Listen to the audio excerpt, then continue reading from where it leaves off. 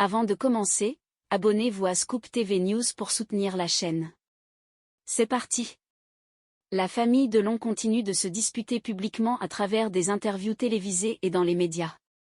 Vendredi, Anthony Delon, fils du célèbre acteur, a réitéré que les problèmes familiaux n'étaient pas liés à l'héritage ou à l'argent.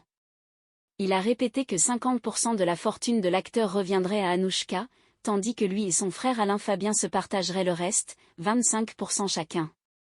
Il y a quelques années, Alain Delon révélait que son testament était fait et qu'il avait déjà tout préparé pour que son départ puisse se dérouler sans encombre et que sa famille reste unie.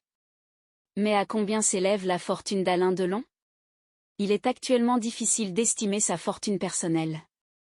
Avec ses propriétés en France et en Suisse, ses collections d'art, ses participations dans ses films, et ses redevances cinématographiques, la fortune d'Alain Delon peut raisonnablement être évaluée à plusieurs millions d'euros.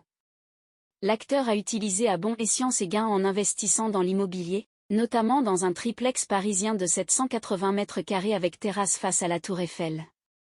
Cet appartement a attiré l'attention en 2012 lorsqu'il a été mis en vente pour 46 millions d'euros. À partir des années 1970, il se ressource dans le Loiret, où il a acheté en 1971 le château de la Brûlerie, un immense domaine de 120 hectares à l'époque, situé sur la commune de Douchy. Transformé et décoré par sa compagne Mireille d'Arc, il devient peu à peu son royaume secret, où il vit désormais avec ses chiens. Le 22 juin dernier, Alain Delon, qui est aussi un grand collectionneur, a vendu 80 de ses œuvres et gagné plus de 8 millions d'euros, soit le double de la valeur estimée. Cela fait suite à ses précédentes ventes aux enchères en 2016, où il avait vendu ses grands vins, ses montres et sa collection d'armes, ainsi qu'un premier ensemble de bronze Bugatti. Alain Delon est propriétaire de plusieurs restaurants à Paris.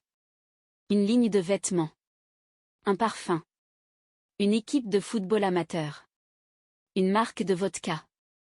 Au fil de sa vie, il a accumulé une fortune d'environ 200 millions d'euros, selon le site Business de Community.